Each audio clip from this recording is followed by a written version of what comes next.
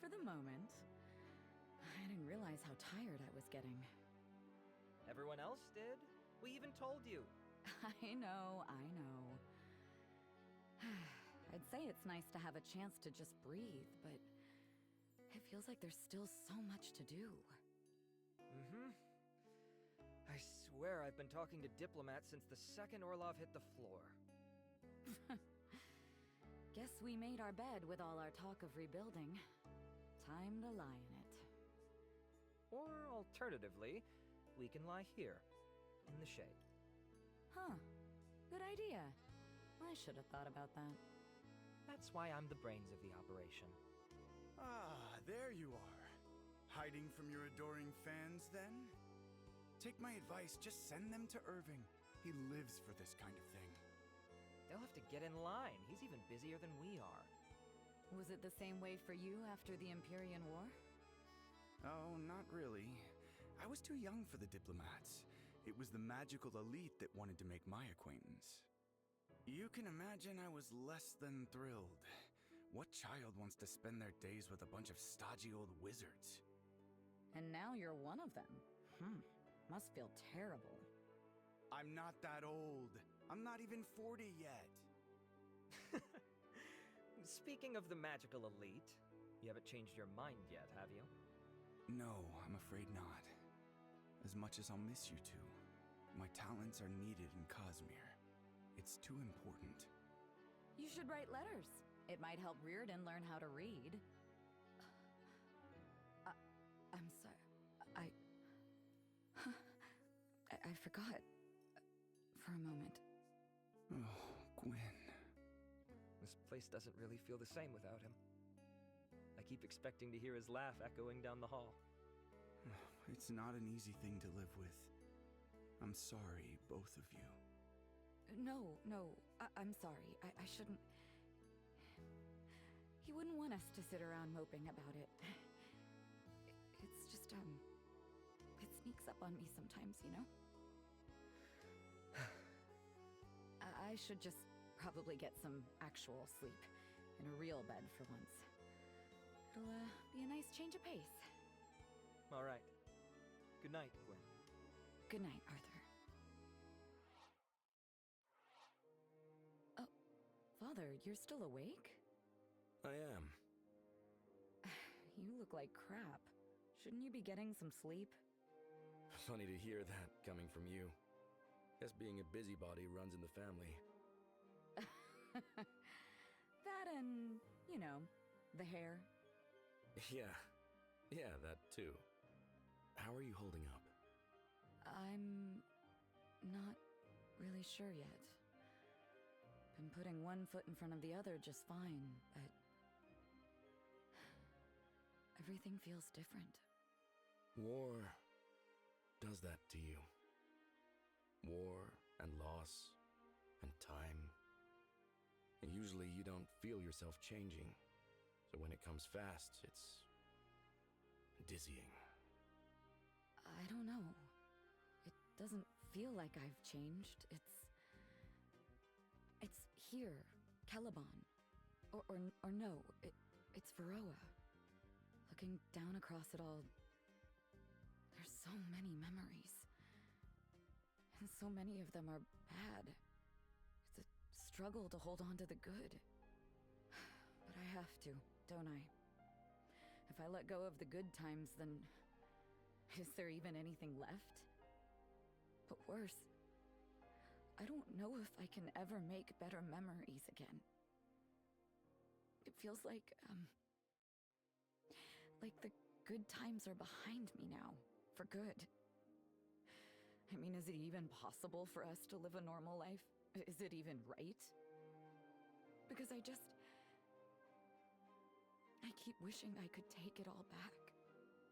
I'm not even sure what I'm fighting for anymore.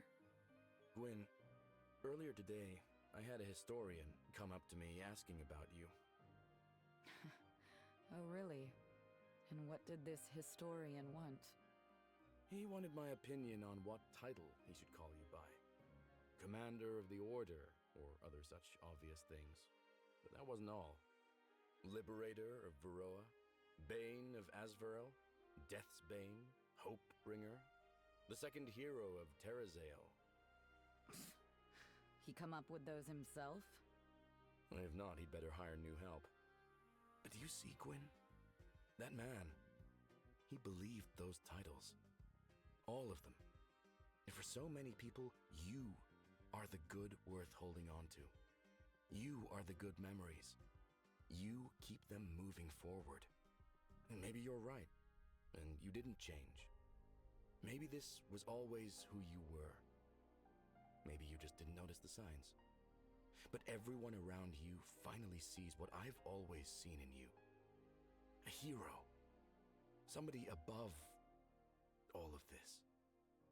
Somebody worth the title. More worthy than I ever was. Father,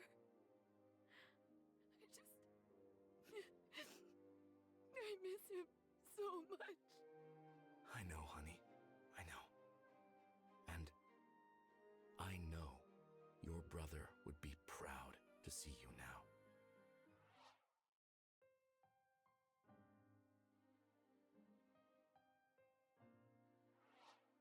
So, be honest. This business in Cosmere is more than just work to you, isn't it? As always, you see right through me. I don't think I can stay here. Not after everything that's happened. Too many bad memories?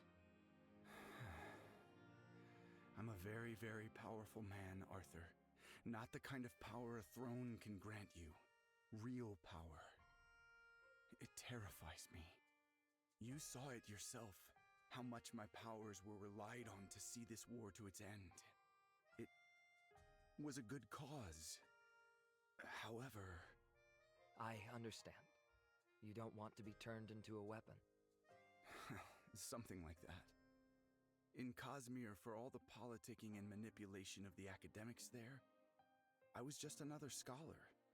But here, Irving is a good man, but he sees results before he sees people.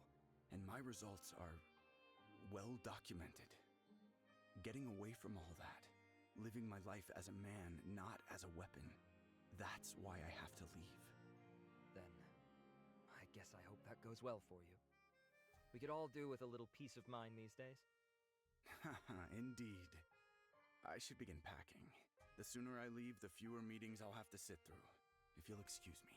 Alden, before you leave, I need to ask you something important. I think you know what I'm talking about. I believe I do, yes. Though I may not have the answers you're looking for. That's all right. Just try. I used to know who I was, what my place in the world was. I was a member of the Order, a Sildarin, an adventurer, but now I've been a soldier, a leader, even an aberration. I've seen the way you look at me sometimes. Like you don't know me either. I used to know my father, my sister, my brother, but I don't anymore. Please, Uncle. If I can't know them, at least let me know this. Who am I, really? Is this still where I belong? Arthur Sildarin, you are still your father's son. Still a brother to your sister. Nothing can take that away from you. Whatever we've lost, it may change us, but it can never erase us. We persist. We rebuild. You are whatever you feel you need to be. That's what we all are in the end. I love you, Arthur. You'll always belong here, in my heart, my mind, my family. Uncle. Look at us. Seems to me we both could use some rest. Get some sleep, okay? I'll talk to you in the morning. Good night, Alden. Whatever I need to be.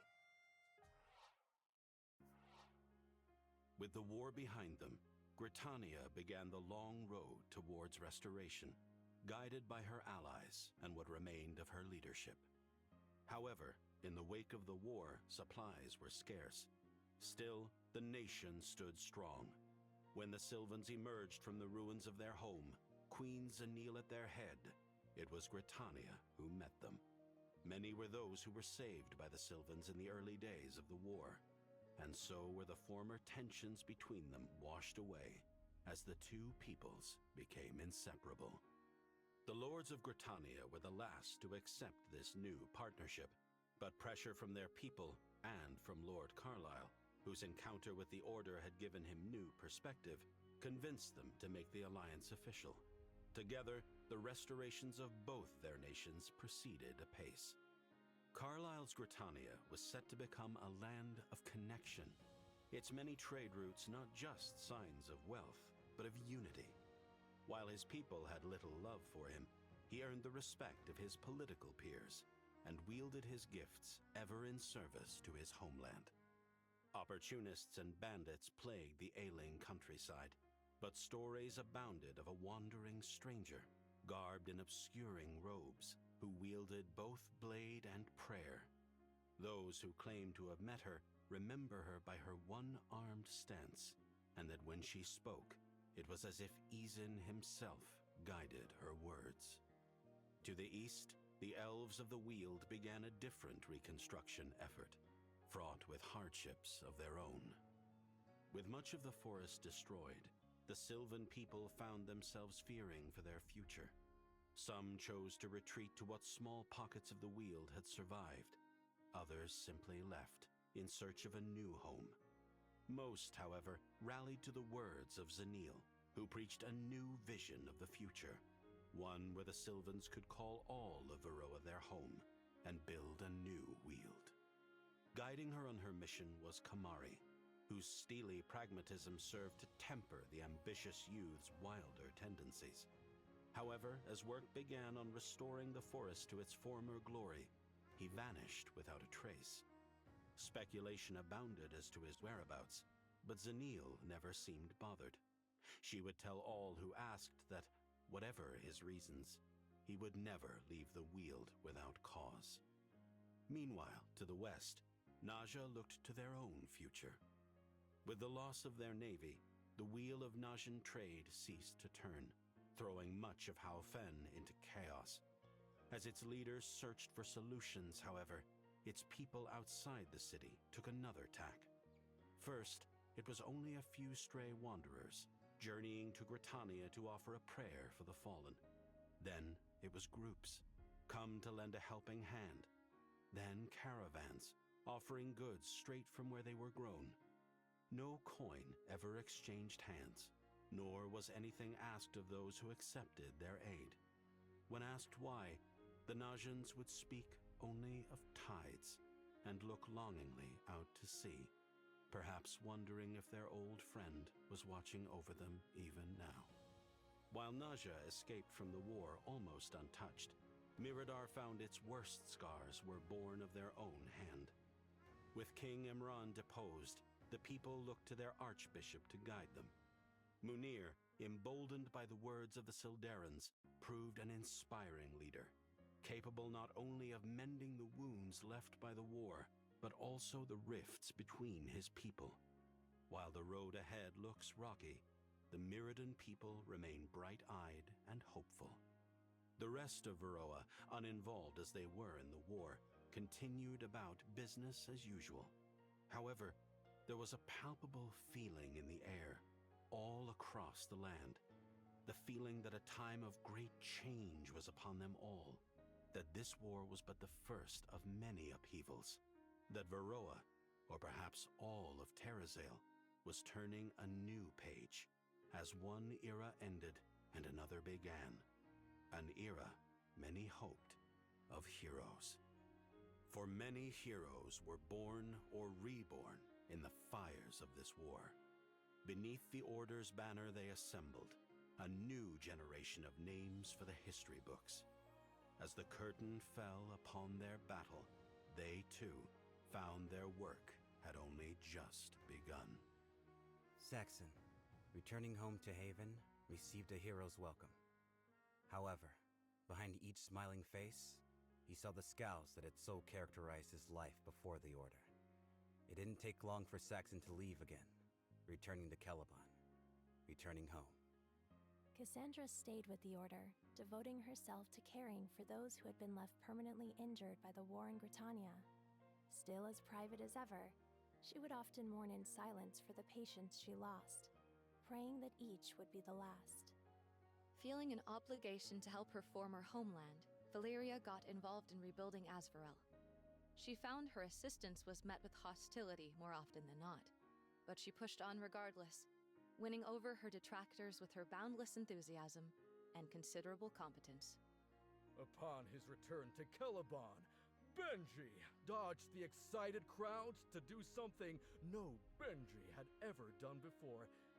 He visited a library, hoping to learn something that could help the Order rebuild. He became crucial to the Wheel's restoration efforts, a role that he strived to be the very best at, just as he always had. Zanille took to her duties as Sylvan Queen with uncanny ease, devoting nearly every waking moment to leading her people. It was only those closest to her who knew how she wept for all she had lost, and how alone she felt.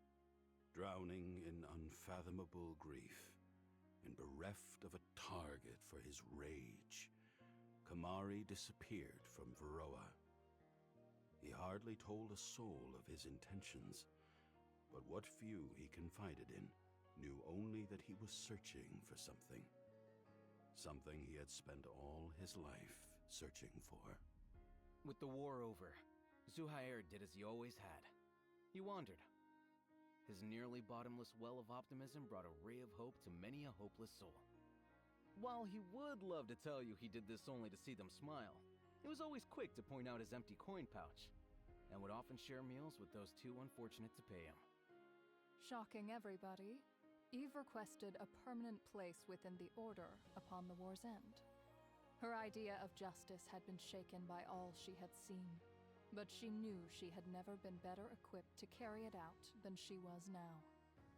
She would become their head of information, a masterful spy master with a legendary mean streak.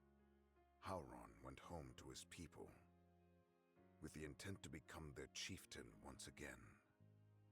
However, it wasn't long before he'd decide he had changed too much to lead this quiet people in their sleepy town. He spoke to the Shamak one last time, reminiscing on their storied past. Then, he departed from Naja, determined to cure his old friend of his madness. Having shed her prior prejudices, the Lady Iman made it her life's goal to end the divisions between the Vanthites and the Shusani. While the other nobles of her house pushed back at first, Mashal proved to be an unstoppable force, dragging her countrymen kicking and screaming into a new era, whether they liked it or not. With the answers she sought still out of reach, Aya left the Order, becoming a wandering scholar of sorts. Her experiments brought her ever closer to the brink every day, but as she stared into that abyss and saw only herself staring back, her resolve was only ever redoubled. She would find out who she was, no matter what it took.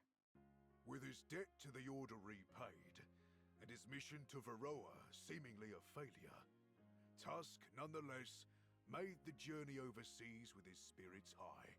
Upon his arrival, he sought to impart the lessons he had learned to his people, mending their divisions, just as the Order had mended Varroa's. While her dream of peace between the Orcs and the Varroans had seemingly hit a dead end, Larai was never one to give up. With the Order's support, she worked tirelessly to make her voice heard, hoping to leverage this time of great upheaval to further her cause. Despite her best efforts, Taldera was never repaid for the damages to her theater. She couldn't be too mad, of course, as she was repaid 100-fold by the reception to her latest masterpiece, a lightly embellished play recounting a first-hand account of the Great War that shook the foundations of the Earth. She became a household name almost overnight. Again! For all the talk of unity, Viserion found there was little place for a man like him in this new Varroa. Labeled a traitor in his homeland, murdering lands without. Feeling he had no other options, Viserion pledged himself to the Order, hoping to earn the right to call Varroa his home once again. A right that, in truth, he was being unduly denied. Her mission completed, Calith returned home to Moonvale. There, she made her report to her handlers. Thus did she and the other Moon Elves begin the grim work of preparing for whatever the next great threat may be. The Grand Master of the Order returned to his mountaintop keep, a hero for the second time. He didn't allow himself a single day of rest before burying himself in his work once again. Perhaps out of dedication to Varroa, perhaps out of fear of the memories an idle mind might linger on. Unsatisfied with merely having won the war, Alden would get to work researching the cause of the year's magical phenomena.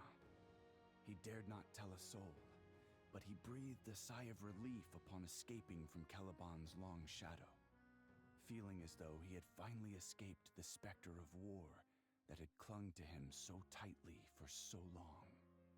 Arthur was filled with frustration, having dug deeper inside himself than ever before and having found only more questions. Despite this, the youth reluctantly put a halt to his introspection for the one thing he valued more: the health of his sister, who needed him now more than ever. Nonetheless, the thought remained, Alden's words ever echoing in his mind. Every day, Gwyn would be told she was a great hero, the savior of Varroa, the herald of a bright new future. She wondered often how many times she needed to be told before she could start believing it herself. Nonetheless, she had a new resolve within her. Perhaps she did not need to believe it. Perhaps the belief of others was all she needed. If the world looked upon her as a hero, then a hero she would be. For perhaps the world only sees heroes when it feels it needs them the most. While gathering the last of his belongings from what used to be Reardon's quarters, Gwyn found a small notebook, hidden from sight. Flipping through it, Gwyn was shocked to find it full of poetry. It was sloppily written, overly saccharine, and earnest to a fault, just like the boy was in life. She keeps it on her, even now. Just one of 1,000 ways his legacy lingers on in the lives of all those he met. In the end, the Order of Eternals would all be remembered as heroes. Their legacy was not just their own, but that of all Varroa, as the Order's way would soon become the way of all the land. In a time rife with misery, the Order was ever there to extend a helping hand, meeting the unwavering hostility of Varroa with an uncommon vulnerability. Many would say that their compassion was what saved Varroa, and such was how its people would live, unto an uncertain future, hand in hand, undivided and unafraid.